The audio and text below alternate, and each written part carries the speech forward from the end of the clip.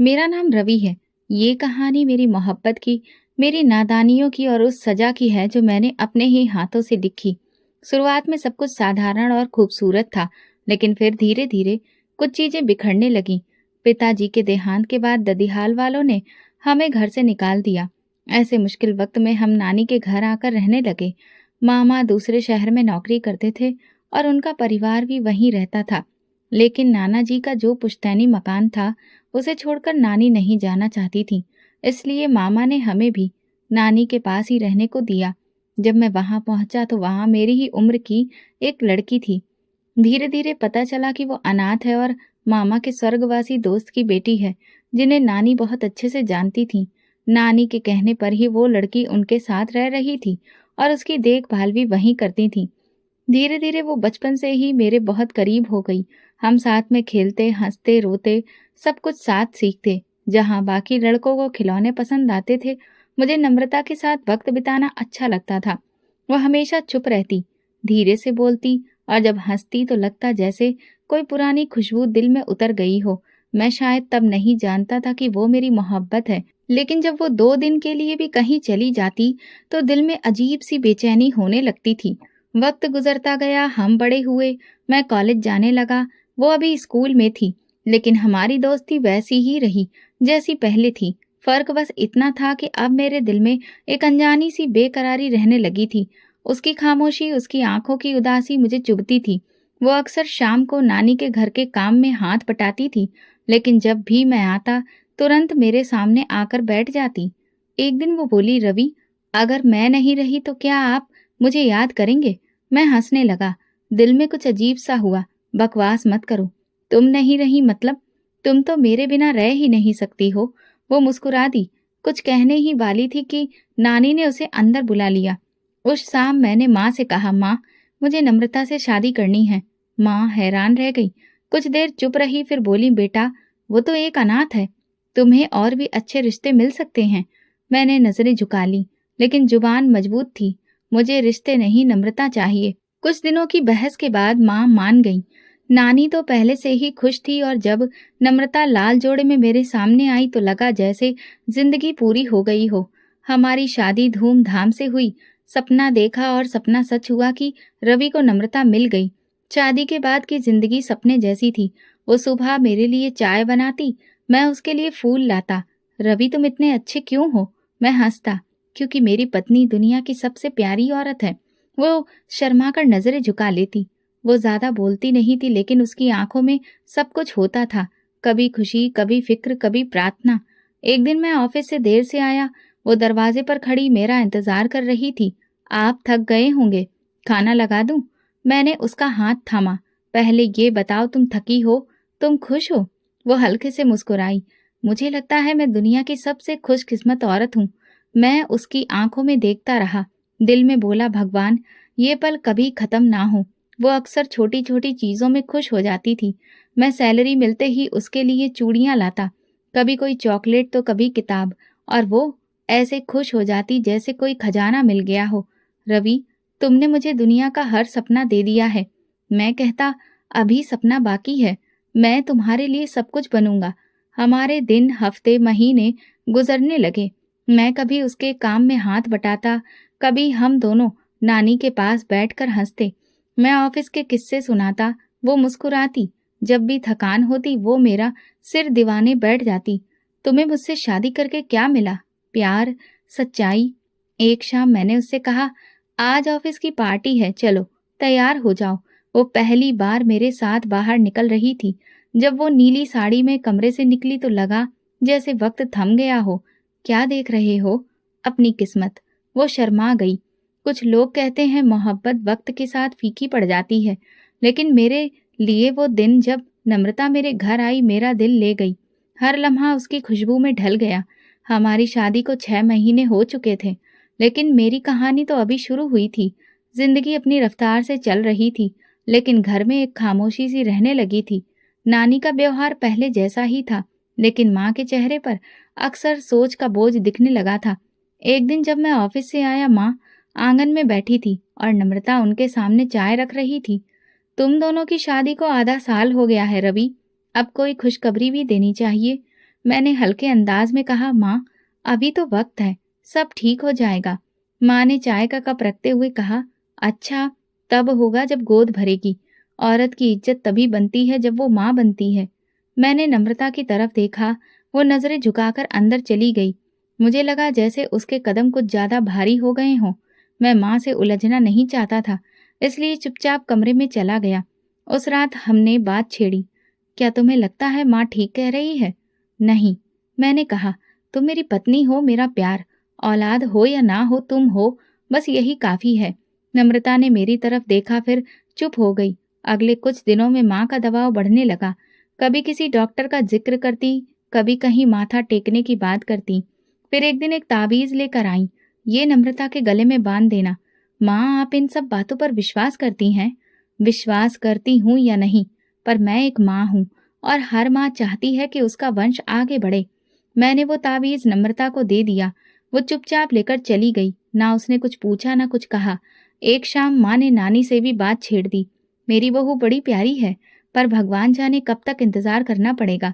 नानी ने साफ शब्दों में कहा, हर चीज वक्त पर आती है, ये भगवान की देन है, इसमें जबरदस्ती नहीं हो सकती। लेकिन इन बातों ने घर का माहौल बदल दिया था। पहले नम्रता खुलकर बात करती थी, अब वो चुप हो गई थी। रात को देर तक जागती रहती, कभी कभी आंखें लाल होती, मगर कहती कुछ नहीं थी। मैंने एक बार कहा, अगर तुम चाहो तो हम डॉक्टर के पास जा सकते हैं। अभी क्यों? हमें कुछ वक्त और देना चाहिए ना, शायद सब ठीक हो जाए। मैंने सर हिला दिया।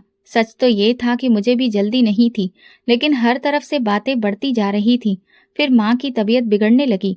उनकी सांसें चढ़ती, सीने में दर्द होता। अस्पताल ले गए तो पता चला कि दिल की तकलीफ है।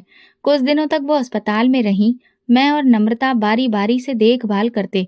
माँ के आखिरी दिनों में भी वही सवाल उनकी जुबान पर था, रवि, मेरी आखिरी इच्छा है कि मैं तुम्हारी औलाद को देख सकूं। मैं खामोश हो गया। इसका जवाब मेरे पास नहीं था। मैंने उनके सर पर हाथ फेरा। माँ, आप प्रार्थना करिए, बाकी भगवान की मर्जी। कुछ दिनों बाद माँ हमें छोड़ गई। उनके अंतिम संस्कार में सब आए, सब ने प्रार्थना की, लेकिन मेरे दिल में एक अजीब सी उलझन रह गई। माँ की इच्छा पूरी नहीं हो सकी और ये सोच मुझे अंदर ही अंदर खा रही थी। इसके बाद नम्रता और मैं खामोश हो गए।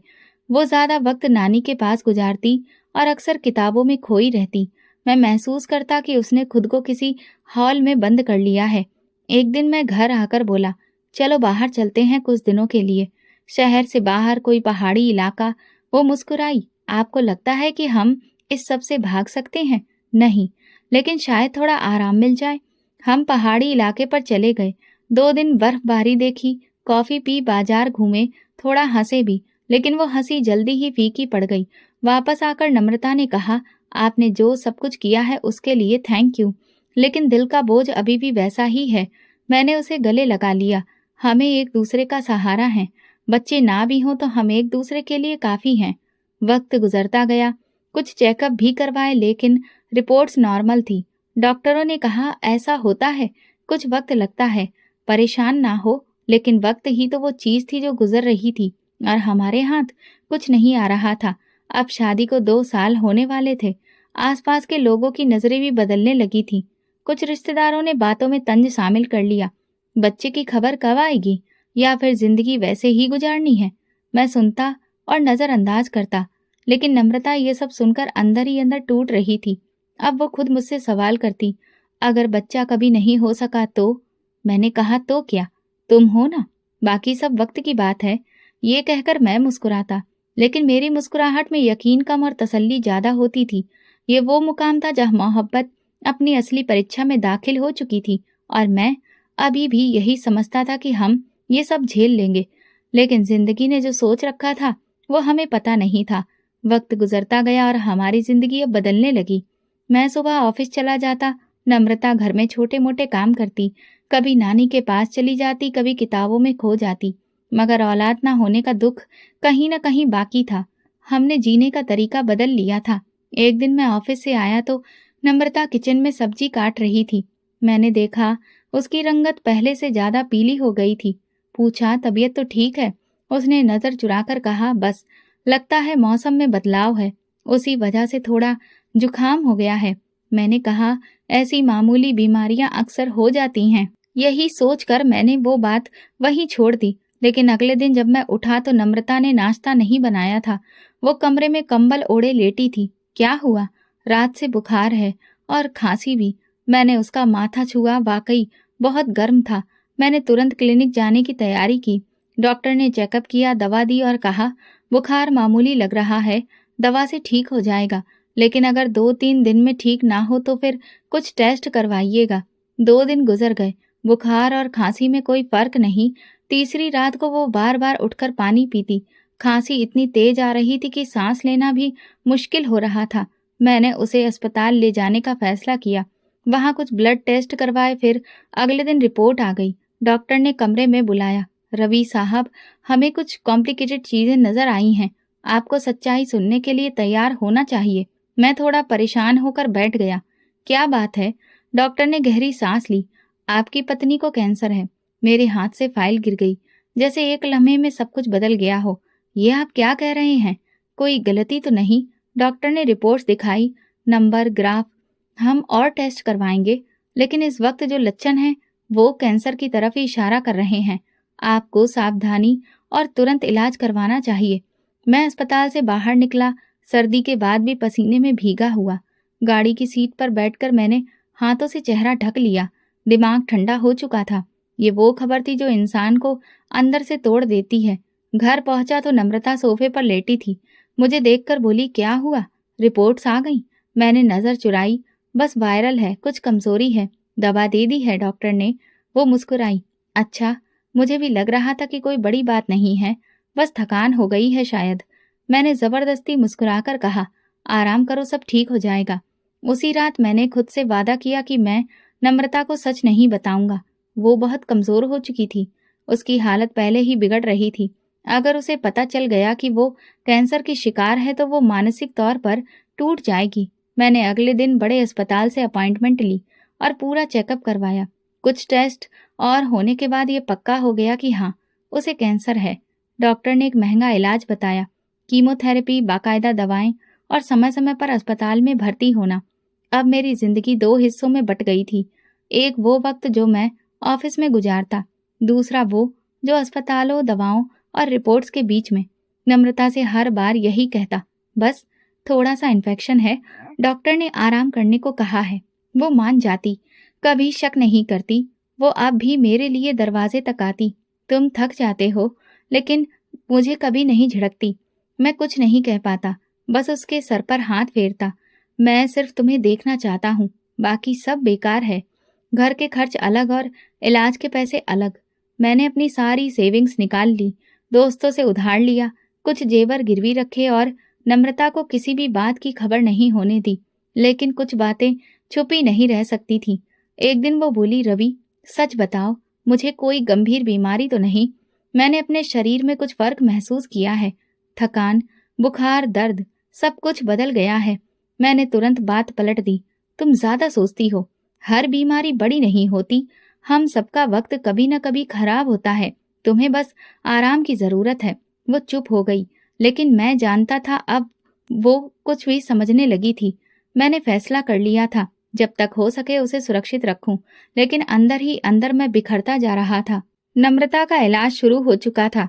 हर हफ्ते अस्पताल जाना, दवाई लाना, टेस्ट करवाना, फिर रिपोर्ट्स का इंतजार और अगली अपॉइंटमेंट का इंतजाम। ये कैसा चक्कर था जो खत्म होने का नाम नहीं ले रहा था। कुछ वक्त तक हम दोनों ने हिम्मत से हालातों का सामना किया। मैं दफ्तर में ओवर टाइम करने लगा, छुट्टी नहीं लेता। कभी कभी तो ऐसा भी होता कि अस्पताल से सीधा ऑफिस जाता। थकान आंखों में तैर रही होती, लेकिन जुबान पर शिकायत नहीं होती। एक शाम मैं घर लौटा तो नानी ने धीरे से कहा, बेटा, घर में आटा भी खत्म है, चाय की पत्ती भी नहीं बची। मैंने सिर हिलाया, पर्स निकाला, अंदर सिर्फ 200 रुपए थे। वो नानी के हाथ पर रखकर कहा, कुछ कर लेंगे, बस दवा पूरी होनी चाहिए। नम्रता दरवाजे के पास खड़ी थी, शायद उसने सुन लिया। वो कुछ बोली नहीं, सिर्फ कमरे में चली गई। अगली सुबह जब मैं तैयार हो रहा था, उसने चुपके से मेरे कोट की जेब में 5,000 रुपए रख दिए। जब हाथ उन पर लगा तो मैं रुक गया। मैंने पूछा, कहाँ से आए हैं? वो चुप हो गई। कल मैंने अपनी एक पुरानी अंगूठी बेच दी थी। मेरे पास वैसे भी कुछ नहीं बचा, तो यही काम आ जाएगी। मेरे हाथ कांपने लगे। मैंने उसका हाथ पकड़कर कहा, तुम ये सब क्यों कर रही हो? क्योंकि मुझे जीना है रवि, और मैं तुम्हें अकेला नहीं छोड़ना चाहती। घर में फांके होने लगे। कई दिन ऐसे होते कि हम सिर्फ चाय पर दिन गुजार लेते। एक रात तो ऐसा भी हुआ कि मैं शाम को घर आया और नम्रता ने पानी का गिलास पकड़ाया। बस यही है आज। मैंने उसके चेहरे की तरफ देखा। वो कमजोर हो चुकी थी। आंखों के आसपास काले घेरे थे, लेकिन वो अभी भी कोशिश करती थी कि मेरे सामने मजबूत रहे। मैं ऑफिस से कभी बचा हुआ खाना ले आता, कभी दोस्तों से कर्ज लेता। महीने के आखिर में बिजली का बिल, गैस का बिल सब कागजों में रह गए। एक दिन गैस बंद हो गई, दूसरे दिन बिजली काट दी गई।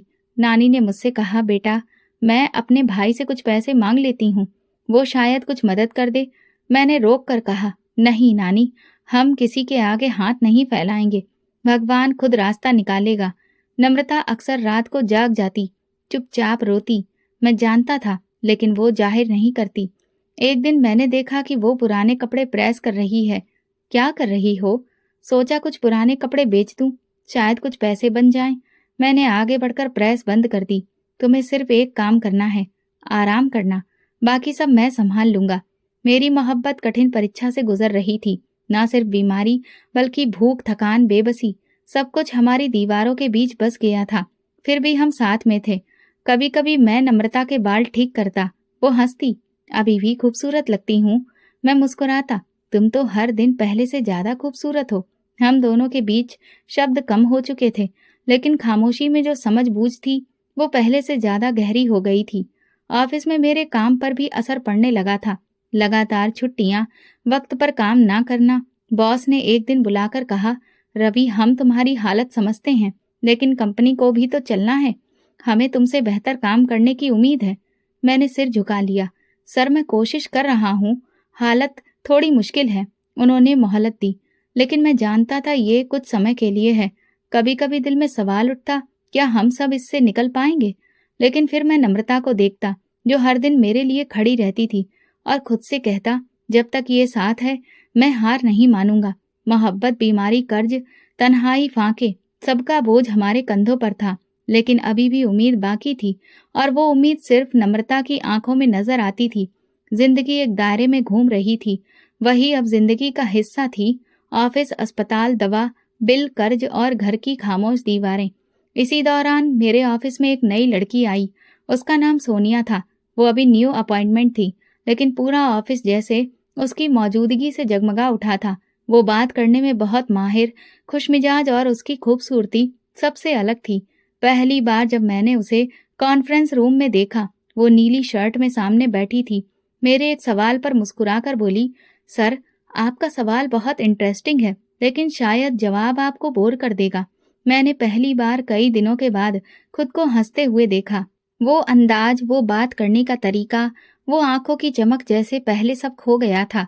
अगले कुछ दिनों में वो मुझसे अक्सर काम के सिलसिले में बात करती।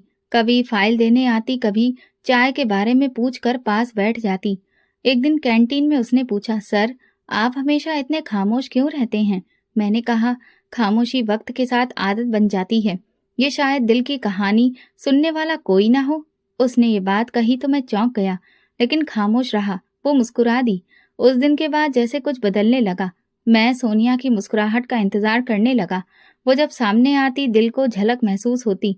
उसकी हंसी, मजाक, छोटी बातों पर छेड़ना और खास तौर पर मेरा ख्याल रखना, ये सब कुछ अजीब तरह से दिल को छूने लगा था। नम्रता की दवा अभी भी चल रही थी, लेकिन मैं डॉक्टर से मुलाकातों का सिलसिला अब तोड़ना शुरू कर चुका था। पहले मैं उसे हर हफ्ते ले जाता था, अब 2 हफ्ते गुजर जाते। दवा भी अब मैं कम लाने लगा। कुछ दवाइयाँ पूरी तरह से बंद कर दी। वजह ये नहीं थी कि मेरे पास पैसे नहीं थे, बल्कि अब मेरा ध्यान बढ़ चुका था। एक दिन सोनिया ने पूछा, सर अगर मैं आपसे कुछ पर्सनल पूछूं तो बुरा तो नहीं मानेंगे? पूछो, आप शादीशुदा हैं? मैं झूठ नहीं बोला। हाँ, लेकिन जिंदगी बहुत मुश्किल हो चुकी है। वो खामोश हो गई, फिर बोली, कभी कभी हम किसी को खुश रखने की इतनी कोशिश करते हैं कि खुद को भूल जाते हैं। मुझे लगा वो मेरी बात समझ गई। कभी दिन में सोनिया को ऑफिस से बाहर ले जाता, कभी कॉफी पर, कभी शॉपिंग। एक दिन उससे पूछा, अगर मैं तुम्हारी जिंदगी में पहले आती तो क्या होता? मैं हंसते हुए कहता, तो शायद सब कुछ अच्छा होता। उस दिन के बाद हमारे रिश्ते की नीयत बदलने लगी। अब वो सिर्फ ऑफिस की साथी नहीं रही थी। घर आकर जब मैं नम्रता को देखता तो वो बिस्तर पर लेटी होती, थकी हुई, खामोश। एक दिन उसने मुझसे पूछा, आज फिर दवा नहीं लाए? मैंने बेरुखी से कहा, अब वो दवा बहुत महंगी है और कुछ खास फायदा भी नहीं हो रहा। वो कुछ देर चुप रही, फिर धीरे से बोली, रवि, मैं जी तो नहीं रही, बस चल रही हूँ। कम से कम मेरे लिए कुछ लम्हे आसान कर दो। मैंने पलट कर जवाब दिया, जिंदगी आसान नहीं है, तुम अकेली नहीं हो जिस पर बोझ है। वो खामोश हो गई, लेकिन उसकी आंखें बहुत कुछ कह रही थीं। सोनिया मेरे लिए जरूरी बन चुकी थी। वो मेरे दिन की रोशनी और रात का सुकून थी। मैं अक्सर घर देर से पहुंचता, बहाने बना देता और नम्रता के कमरे की तरफ नजर तक नहीं उठाता। एक रात नम्रता ने कहा, क्या तुम मुझसे परेशान हो चुके हो? मैंने जवाब नहीं दिया। अगर मैं मर जाऊं तो शायद तुम्हें सुकून मिल जाए। ऐसी बातें मत करो, मैंने ठंडे स्वर में कहा। जीना मरना तुम्हारे बस में नहीं है। उसी रात मैंने जानबूझकर सोनिया को फोन किया, कल रात मेरे साथ डिनर चलोगी? तुम्हारी पत्नी का क्या? अब वो सिर्फ एक जिम्मेदारी है, रिश्ता नहीं। मैंने वो सब कह दिया जिसकी गूंज बरसों तक मेरे पीछे रहेगी। नम्रता की खामोशी, उसकी आंखों की नमी, सब कुछ मैं नजरअंदाज करना सीख गया था। और जब कोई इंसान बेशर्मी सीख ले तो वो धीरे धीरे सब कुछ खोने लगता है, मगर उसे इसका एहसास बहुत देर से होता है। और मेरे लिए वो देर बहुत जल्द आने वाली थी, जिसका मुझे अभी तक अंदाजा नहीं था।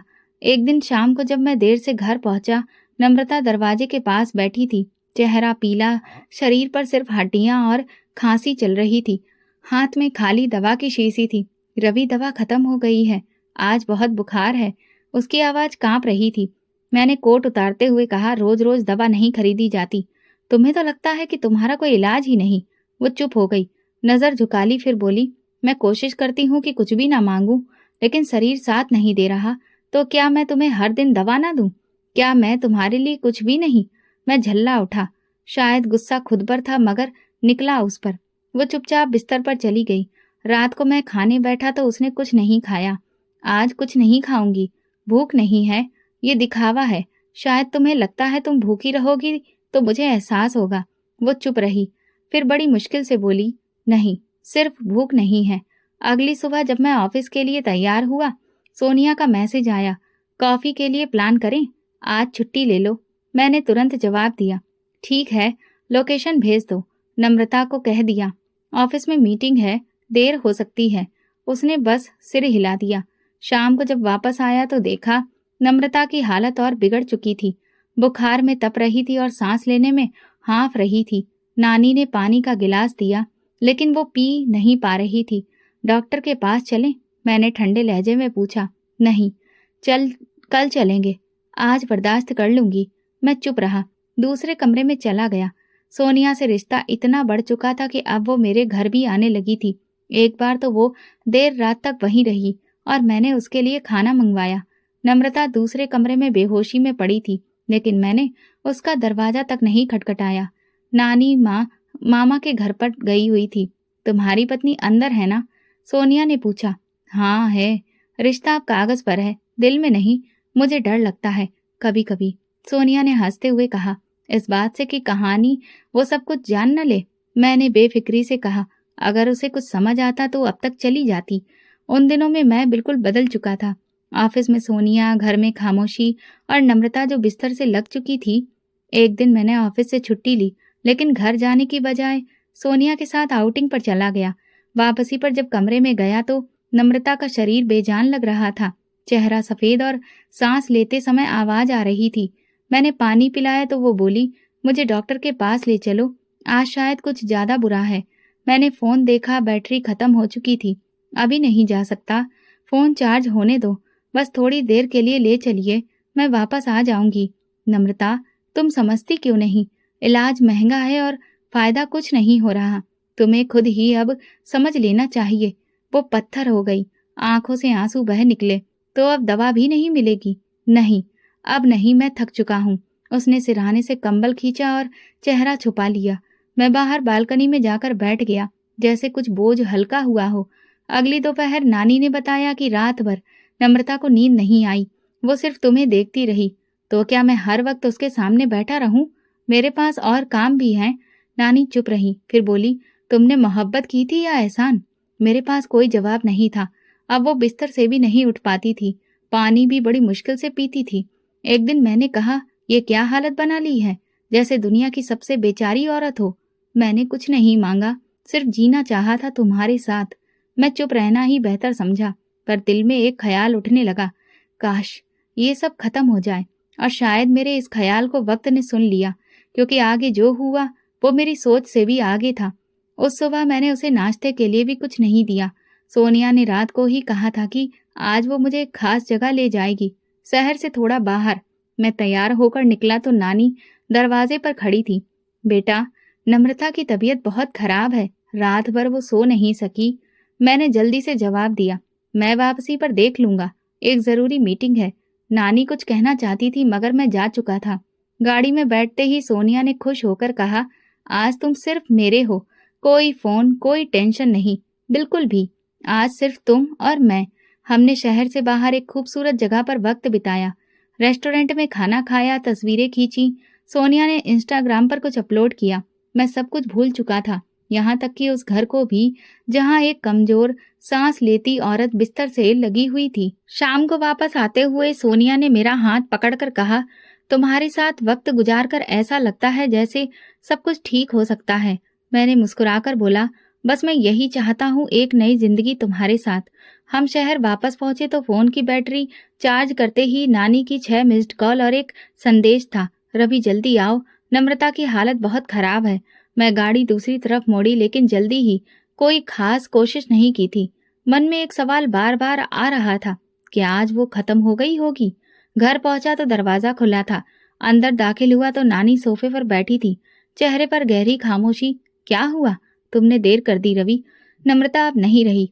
ये सुनते ही एक पल को जैसे सब शांत हो गया, लेकिन अंदर कुछ नहीं टूटा, ना कोई आह निकली, ना आंखें भीगी।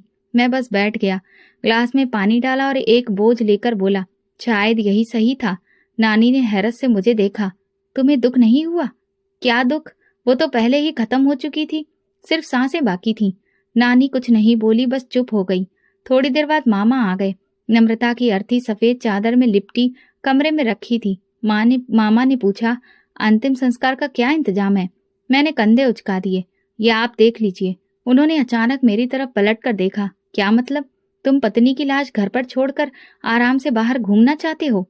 मैं मजबूर था, और अब कुछ फर्क नहीं पड़ता। मामा की आंखों में गुस्सा था। रवि, तुम सिर्फ पति नहीं थे, जिम्मेदार भी थे, लेकिन तुमने तो इंसानियत भी छोड़ दी। मैंने नजरें चुरा ली। अब बातें करने का वक्त नहीं, अंतिम संस्कार करना है तो कीजिए। मुझे कल देश से बाहर जाना है, एक जरूरी काम है।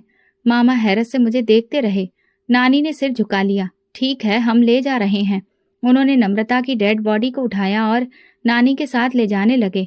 मैं सोफे पर बैठा रहा, हाथ में चाय का कप और दिल में एक अजीब सा सुकून। जाते जाते माँ बोली, भगवान तुम्हें माफ करे रवि, जिस औरत ने सब कुछ बर्दाश्त किया, तुमने उसका हक तक नहीं निभाया। मैं खामोश रहा। नम्रता अब घर से जा चुकी थी। मैंने दरवाजा बंद किया, मोबाइल निकाला और सोनिया को फोन किया। सब खत्म हो गया। तुम्हें क्या अफसोस है? सोनिया ने पूछा। नहीं, एक बोझ गया है, अब हम नई शुरुआत कर सकते हैं। वो हंसी। तो फिर चलो कहीं पार्टी करते हैं, जल्दी ही, मैंने जवाब दिया। रात को मैं अकेला बैठा था। कुछ देर को लगा जैसे सब कुछ वैसा ही है जैसा चाहा था, सुकून, आजादी और सोनिया। लेकिन एक खामोशी थी जो दीवारों पर चीख रही थी। नम्रता की सांसें, उसकी वो आखिरी पुकार, मुझे डॉक्टर के पास ले जाओ। सब कुछ याद आया, लेकिन मैंने झटक दिया।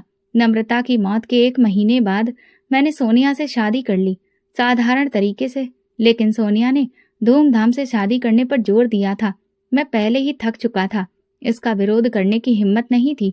वो लाल लहंगे में आई जैसे एक सोपीस हो, हर नजर उसी पर थी, और मुझे लग रहा था जैसे मैं सब कुछ हासिल कर चुका हूँ। शुरुआत के कुछ दिन सब कुछ नया, खुशहाली से भरा महसूस हुआ। हम शहर से बाहर घूमने गए, महंगे होटलों में रुके, शॉपिंग की, खाना खाया, हंसी मजाक किया। सोनिया हर दिन नए कपड़े पहनती, नई ज्वेलरी और खूब सारी तस्वीरें खिंचवाती। रवि, मेरे लिए ये वाला ब्रांड का बैग ले दो, सब दोस्तों के पास है। ये बहुत महंगा है, अभी कुछ दिन रुक जाओ, तुमने वादा किया था कि मेरे सारे सपने पूरे करोगे। अब पैसे की बात क्यों कर रहे हो? मैं खामोश हो जाता और कुछ दिन बाद वही चीजें खरीद लेता। मेरे क्रेडिट कार्ड की हद खत्म होने लगी। ऑफिस में भी अब वही पुरानी मुश्किलें, काम पर कम ध्यान दे पाता, फिर एक साथ ढेर सारा काम करना पड़ता और वक्त की कमी। एक दिन ऑफिस से वापस आया तो सोनिया सोफे पर बैठी थी, सामने ब्यूटी पार्लर का बैग रखा था। ये क्या है? मैंने उससे पूछा। तुम्हें क्या दिक्कत है? मैंने अपने लिए ये सब खर्च किया है, किसी और पर नहीं। लेकिन ये हजारों रुपए रोज कहाँ से आएंगे? तो फिर मैं वो पत्नी बन जाऊं जो दिन भर बिस्तर पर पड़ी सड़ती रहे? तुम्हें वैसे ही चाहिए ना? मैं एक लम्हे को पत्थर रह गया। ये बात मेरे सीने में तीर बनकर घुस गई। शायद वो जानबूझकर कह रही थी, लेकिन ये पहली बार था जब किसी ने नम्रता को ताना नहीं बल्कि मुद्दा बनाया था। रात को मैं नींद में हड़बड़ाकर उठ बैठा, पसीने में भीगा हुआ। सपने में वही नजारा, नम्रता का चेहरा, उसकी बेहोशी और वो आखिरी पुकार, मुझे डॉक्टर के पास ले जाओ। मैंने पानी पिया और खिड़की के पास जाकर खड़ा हो गया। नीचे सड़क सुनसान थी, शांत, लेकिन दिमाग शोर से भरा हुआ। दिल में एक गहरा खालीपन महसूस होने लगा था। अगले दिन ऑफिस में काम पर ध्यान नहीं दे पाया। मीटिंग में बॉस ने कहा, रवि, तुम्हारा काम दिन ब दिन खराब होता जा रहा है। तुम्हारी परफॉर्मेंस पर सवालिया निशान है। माफ कर दीजिए सर, अगली बार सब ठीक होगा। लेकिन मुझे खुद नहीं पता था कि अब सब ठीक हो पाएगा भी या नहीं। शाम को घर आया तो सोनिया नई डिजाइनर ड्रेस में तैयार बैठी थी। चलो, आज नया कैफे खुला है, चलते हैं। मेरी तबीयत ठीक नहीं है, थोड़ा आराम करना है। तो ठीक है, मैं अकेली जाऊंगी। सोनिया, सब हंसेंगे मुझ पर। हंसने दो, मुझे फर्क नहीं पड़ता। वो दरवाजा जोर से बंद करके निकल गई। मैं सोफे पर बैठा रहा। नम्रता के आखिरी दिन याद आने लगे। वो कभी मेरे मिजाज पर नाराज नहीं होती थी, कभी भी शिकायत नहीं करती थी। और आज एक ऐसी औरत मेरे सामने थी जो सिर्फ लेना जानती थी। मैंने फोन उठाया, गैलरी खोली और पुरानी तस्वीरें निकाली। एक तस्वीर में नम्रता मेरे साथ चाय का कप लिए खिड़की के पास बैठी थी, मुस्कुरा रही थी। वो नजारा उस वक्त आम सा लगता था, लेकिन आज वही सब कुछ लग रहा था जो कीमती था। 2 दिन के बाद सोनिया के लिए महंगा मोबाइल खरीदा। वेरी गुड, आखिरकार तुम समझदार हो गए हो। मैं मुस्कुरा नहीं पाया, बस चुपचाप कमरे में चला गया। एक रात सोनिया फोन पर किसी से जोर जोर से बात कर रही थी। मुझे पुरानी जिंदगी नहीं चाहिए, समझा करो। अगर मैंने शादी की है तो मैं रानी की तरह जिंदगी जीना चाहती हूँ। मैंने दरवाजा धीरे से बंद कर दिया। अगली सुबह मैंने बैंक अकाउंट चेक किया, बैलेंस तकरीबन खत्म था। मैंने हिसाब लगाया, पिछले 2 महीने में जितना खर्च हुआ था उसमें आज की सैलरी से ज्यादा सिर्फ सोनिया के मेकअप, शॉपिंग और पार्टी पर लग गया था। उसी दिन ऑफिस में एक कॉल आई। बाहर से किसी कंपनी का बड़ा ऑफर था। अमेरिका की एक कंपनी में एक पोजीशन खाली थी। हमने आपका प्रोफाइल देखा है, हमें आपकी जरूरत है। दिल में उम्मीद जगी, शायद एक नई शुरुआत हो सके। शाम को सोनिया को बताया, मुझे अमेरिका से ऑफर आया है। अरे वाह, अब तो हम वहाँ शॉपिंग करेंगे। New York, Las Vegas. मेरे लिए वहां से सैंडल लाना मत भूलना। उसकी पहली फिक्र सिर्फ फैशन थी। मैं मुस्कुराकर रह गया। मेरे अंदर कुछ मर रहा था, लेकिन मैंने जाहिर नहीं होने दिया। उसी रात जब मैं बिस्तर पर लेटा तो फिर से सपने में वही नजर आई, नम्रता। बिस्तर पर लेटी, कमजोर सी, धीरे से बोल रही थी, रवि, अगर मैं नहीं रही तो क्या तुम मुझे याद करोगे? मैंने आंखें खोल दी। अंधेरे में छत को देखते हुए बस एक बात दोहराई, हाँ। अब हर दिन अमेरिका से आया ऑफर एक तरह से मेरी जिंदगी में नई हवा की लहर था। मेरे घर के हालात बिगड़ चुके थे। क्रेडिट कार्ड की लिमिट भी पार हो चुकी थी और ऑफिस में आखिरी वार्निंग मिल चुकी थी। मैंने एक लम्हा सोचे बिना ही हामी भर दी। वीजा की प्रक्रिया तेज कर दी गई।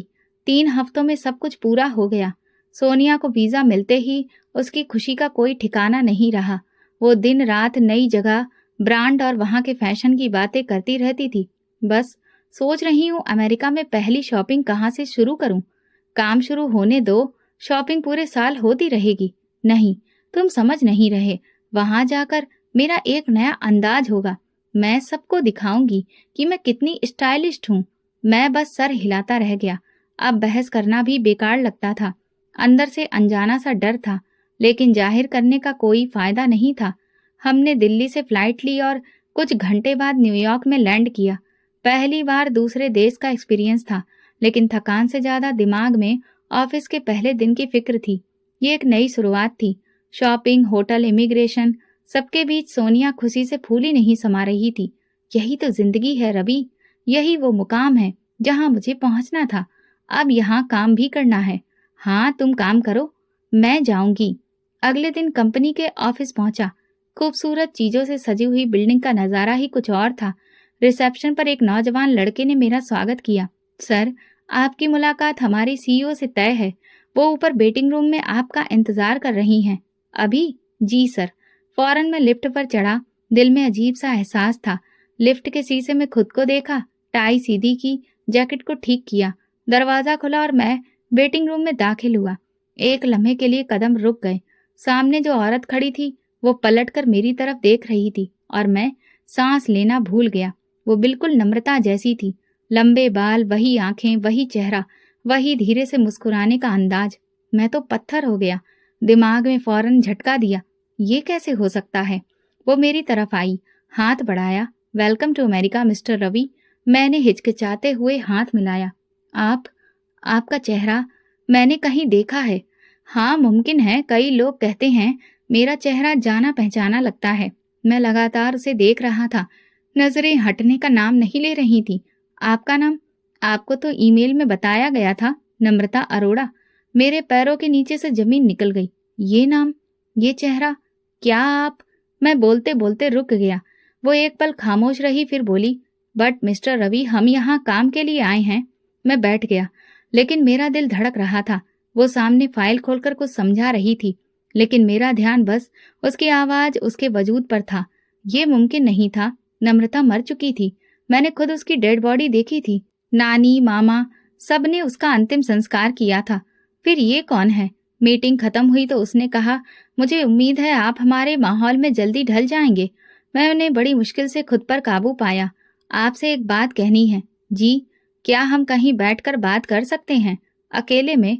मिस्टर रवि, ऑफिस में पर्सनल बातें काम के वक्त नहीं होती। उसकी ठंडी सी आवाज ने मुझे उलझा दिया था। मैं दफ्तर से निकला तो सोनिया बाहर खड़ी थी। इतनी देर लगा दी? मुझे लगा तुम उस सीईओ के ख्यालों में खो गए हो। मैं कुछ नहीं बोला। उसके मजाक पर मुझे हंसी भी नहीं आई। बस कार की तरफ कदम बढ़ गए। गाड़ी चलाते हुए बार बार मन में वही चेहरा घूमता रहा। रवि, मुझे तो लग रहा है तुम कुछ छुपा रहे हो। नहीं, बस थका हुआ हूँ, या फिर उस सीईओ ने तुम पर जादू कर दिया है। चुप करो। वो खामोश हो गई, मगर मेरे दिमाग में तूफान जारी था। क्या वाकई वो नम्रता है? अगर नहीं तो इतनी मिलती जुलती कैसे? ये मुमकिन नहीं है। और अगर जिंदा है तो फिर कैसे?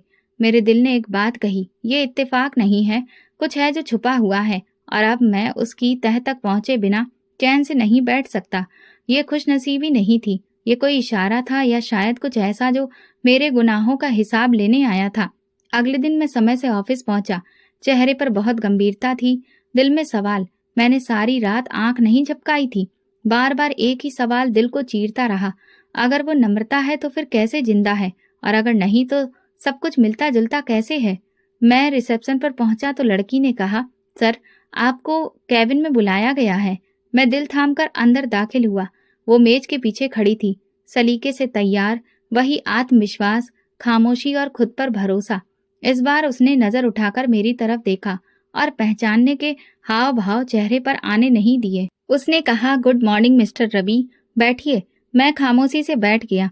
आपकी फाइल्स को चेक किया है और हमें अफसोस है कि आपकी पिछली कंपनी से कुछ रिपोर्ट्स हमारे सामने आई हैं, जिनमें आपके कुछ लेन देन सही नहीं पाए गए हैं। मैं हक्का बक्का रह गया। ये क्या कह रही हैं आप? आप पर इल्जाम है कि आपने कंपनी के फंड्स का पर्सनल इस्तेमाल किया, और कुछ तरीके गैर कानूनी भी थे। मैं कड़े लहजे में बोला, ये सब झूठ है, कोई साजिश है।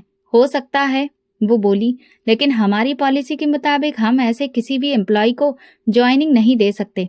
मैंने मेज पर हाथ रखकर बोला, आप ये सब मेरे साथ पर्सनल पुरानी बातों की वजह से तो नहीं कर रही? वो लम्हे भर को रुकी, फिर बोली, पर्सनल? माफ कीजिएगा, मैं सिर्फ प्रोफेशनल फैसले लेती हूँ। इतने में दरवाजा खुला और एक आदमी अंदर दाखिल हुआ। लंबा कद, रंग साफ, महंगे कपड़े और चेहरे पर हल्की सी मुस्कुराहट। वो उसके पास जाकर खड़ा हो गया। ये मेरे होने वाले पति हैं, साहिल।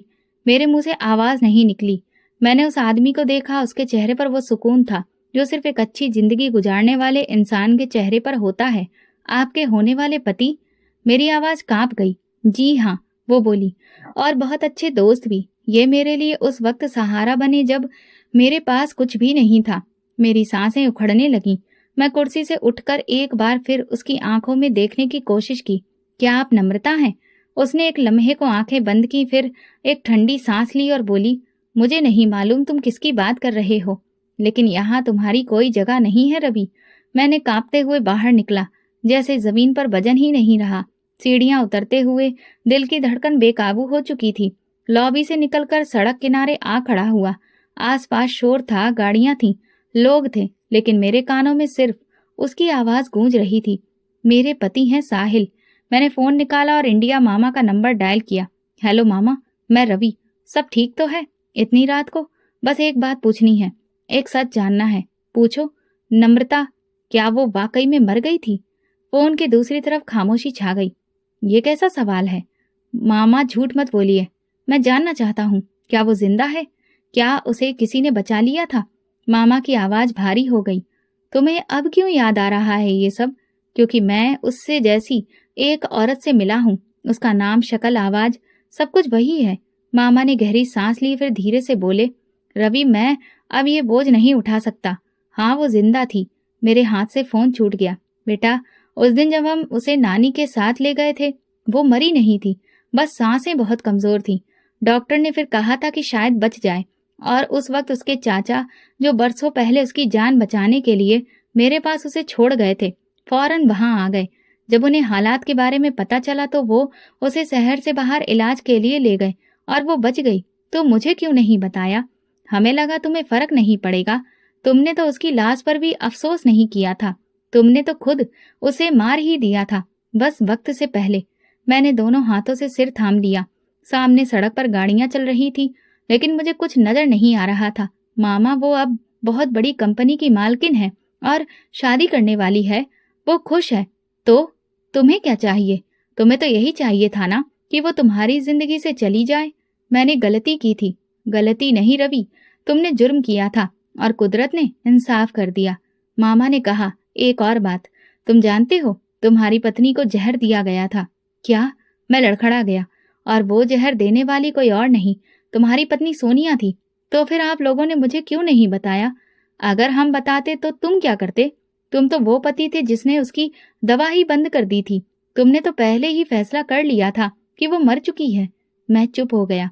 मामा ने बताया, नम्रता के चाचा के एक जानकार डॉक्टर ने उसका इलाज किया। धीरे धीरे वो ठीक हुई। फिर उसने दोबारा पढ़ाई शुरू की। उसके चाचा ने उसका पूरा साथ दिया, और कुछ सालों में वो अपने पिता की फैक्ट्री संभालने लगी, वही जो कभी उसकी जान की दुश्मन बनी थी। और वो लड़का साहिल, वही जो तुम्हारी कंपनी में था। तुम्हारे जाने के बाद वो नम्रता के चाचा के बिजनेस से जुड़ गया, साथ में काम किया और कारोबार को बड़ा बनाया। फिर दोनों ने शादी का फैसला किया। बस तुम्हारे तलाक का इंतजार है। मैंने आंखें बंद की। दिल में कसक होने लगी। मेरी नजरें सड़क पर थीं, लेकिन मन कहीं और भटक रहा था। मामा, मैं उसे देखना चाहता हूँ। अब बहुत देर हो चुकी है रवि। वो अब तुम्हारी नहीं रही। उसका एक नया मुकाम है, और तुमने खुद ही उसे वहां से धकेल दिया था। मुझे माफी मांगनी है। माफी सब कुछ ठीक नहीं करती रवि। कुछ जख्म सिर्फ वक्त दफन करता है, माफी नहीं। फोन बंद हो चुका था। नानी के इस दुनिया से जाने की खबर भी मुझे मिल चुकी थी। मुझे हर बात से अनजान रखा गया। सोनिया फ्लैट पर वापस आ चुकी थी, हाथ में शॉपिंग बैग, चेहरे पर थकान। कहाँ थे तुम? फोन क्यों नहीं उठा रहे थे? मैंने दरवाजा बंद किया और धीरे से कहा, तुमने नम्रता को जहर दिया था। वो पल भर को ठंडी पड़ गई, फिर हंसकर बोली, ये सवाल अब क्यों? अचानक जमीर जाग उठा। सच बताओ। हाँ, दिया था। एक गोली दवा में मिला दी थी, लेकिन वो मेरी नहीं थी। तुमने ही तो कहा था कि शायद कुछ हो नहीं रहा हो। मैं सिर्फ जल्दबाजी ही कर रही थी। तुम्हें शर्म नहीं आई? शर्म? वो लड़की तुम्हें खींचकर पीछे ले जा रही थी, और मैं तुम्हें आगे ले जाना चाहती थी। मैंने आगे बढ़कर उसका हाथ पकड़ा। अब हम अलग हो रहे हैं। तलाक होगा। हाँ, तुमने जिस मोहब्बत की बुनियाद पर यह सब किया, वो अब तुम्हारे साथ नहीं है, और मेरे पास अब कुछ नहीं बचा। वो मुस्कुराकर कहने लगी, फिर भी तुम्हारे चेहरे पर सुकून नहीं है रवि। शायद अब कभी आएगा भी नहीं। मैंने कमरे का दरवाजा बंद किया और बिस्तर पर बैठ गया। तस्वीर का वो पहलू सामने आ चुका था जो मैंने खुद अपने हाथों से बुन डाला था। मैं कई दिन हिचकियों, चाहत में डूबा रहा, खुद से जंग, शर्मिंदगी और अंदरूनी हार का बोझ। सब कुछ रोकना चाहा, लेकिन आखिरकार एक सुबह मैंने नम्रता की कंपनी की बिल्डिंग का रुख किया। मीटिंग के बिना, इजाजत के बिना सीधा उसके ऑफिस की तरफ बढ़ गया।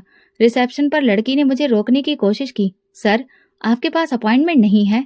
बस 1 मिनट, एक आखिरी बात कहनी है। दरवाजे पर दस्तक दी। अंदर से आवाज आई, यस कम इन। दरवाजा खोला तो वो पीछे बैठी थी। सामने साहिल, उसका पति, भी मौजूद था। उसने मुझे देखा, लेकिन आंखों में हैरानी नहीं थी, जैसे वो जानती हो कि मैं आऊंगा। बैठ जाओ। मैं खामोशी से सामने वाले सोफे पर बैठ गया। कुछ लम्हे सिर्फ खामोशी में बीते। बताओ, कैसे आना हुआ? उसकी आवाज बिल्कुल सपाट थी। नम्रता, मैं जानता हूं मैंने तुम्हारे साथ वो जुल्म किया जिसकी कोई माफी नहीं। तुम्हें तुम्हारी बीमारी में छोड़ दिया, तुम्हारे सच को झूठ बताया और तुम्हें मार डाला जब तुम जिंदा थी। वो कुछ नहीं बोली। मुझे पता चला तुम कैसे बची, कैसे वापस जिंदगी में आई और कैसे आज इस मुकाम पर पहुंची। मैं सच में शर्मिंदा हूं। तुम्हें क्या लगा मैं माफ कर दूंगी? उसने सवाल किया। लहजा अब भी ठंडा था।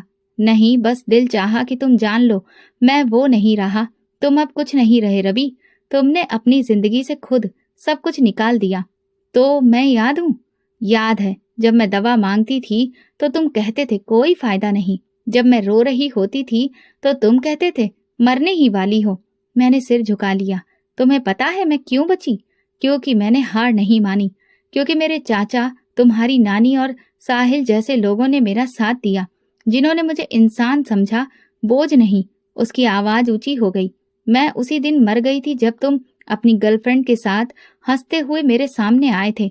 मैं उसी दिन मर गई थी जब तुमने कहा काश मेरे माँ बाप होते और तुम मुझे वापस भेज दिए होते। तुमने मुझे मरा हुआ समझकर छोड़ दिया, लेकिन मैं जिंदा थी और जिंदगी ने फिर से मुझे गले लगाया। मैंने आंखें बंद कर ली, लेकिन आंसू नहीं बहे। शायद अब रोना भी बेकार लग रहा था। तो माफी मांगने आए हो, लेकिन तुम्हारी माफी मेरे जख्मों को नहीं भर सकती। तुम्हें मेरी बद्दुआ मिली है रवि। वो मेरे बिल्कुल पास आई, धीरे से बोली, तुम कभी खुश नहीं रह सकोगे। मोहब्बत तुम्हें तरसाएगी और तुम पल पल मरोगे। मैं कांपते हुए बोला, क्या तुम दिल से बद्दुआ देती हो? वो हंसी। दिल तो तुम्हारे साथ दफन हो चुका था। बद्दुआ मेरे वजूद की आखिरी चीख है। मैं उठकर दरवाजे की तरफ गया, फिर मुड़ा। तुम खुश हो ना? हाँ, और तुम्हारी बदौलत, क्योंकि मैं तुमसे छुटकारा पा गई। और आखिरी बात, अब मुझे तलाक के कागज भेज देना, ताकि मैं साहिल के साथ अपनी जिंदगी शुरू कर सकूं। मेरा दिल एक लम्हे को बैठ गया। मैं वापस अपने फ्लैट में आया। सोनिया तलाक ले चुकी थी, सब कुछ ले गई थी, पैसा, इज्जत, यहाँ तक कि मेरा नाम भी। अब मैं सिर्फ एक एम्प्लॉय के तौर पर जाना जाता था। मैंने खुद को कमरे में बंद कर लिया। हर दिन एक जैसा गुजरने लगा। मैंने नम्रता को तलाक दे दिया, क्योंकि मैं जानता था बस अब यही मेरे गुनाहों की माफी है। एक दिन शरीर में अजीब सी थकान महसूस हुई। डॉक्टर के पास गया, टेस्ट हुए, रिपोर्ट आई। रवि साहब, आपके टेस्ट में कुछ गड़बड़ है, शायद आप बाप नहीं बन सकते, डॉक्टर ने कहा। लेकिन मेरे लिए वो शब्द मौत से कम नहीं थे।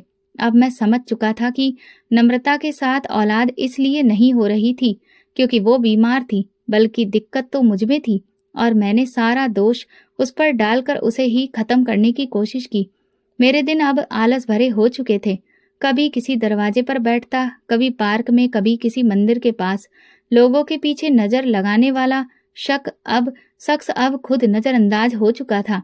अक्सर लोग आकर खाना दे जाते, कुछ पैसे, कभी कोई भिखारी भी मुझ पर तरस खा जाता। मेरी जिंदगी खत्म नहीं हुई थी, मगर मर चुकी थी, और उस जिंदगी की दीवार पर सिर्फ एक बात लिखी थी, तुम कभी खुश नहीं रह सकोगे। मैं हर सांस में उसकी बद्दुआ की आवाज सुनता हूँ, जो एक औरत ने नहीं, एक आत्मा ने मुझे दी थी। और अब मैं जिंदा हूँ, सिर्फ इसलिए कि मैं पल पल मर सकूं। तो दोस्तों, अगर आपको हमारी कहानी पसंद आई हो तो कमेंट करके जरूर बताएं। वीडियो को लाइक करें और ज्यादा से ज्यादा शेयर करें। अगर आप चैनल पर नए हैं तो सब्सक्राइब जरूर करें और नोटिफिकेशन बेल दबाएं, ताकि अगली अपडेट सबसे पहले आपको मिले। धन्यवाद।